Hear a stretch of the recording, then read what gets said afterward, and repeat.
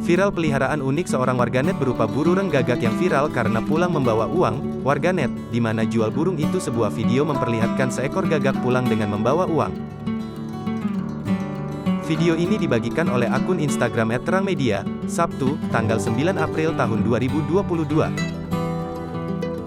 Tampak dalam video di sebuah rumah, terlihat di atas dinding rumah kayu ada seekor gagak. Namun ada yang lain dari gagak tersebut. Ternyata gagak tersebut membawa sesuatu di paruhnya.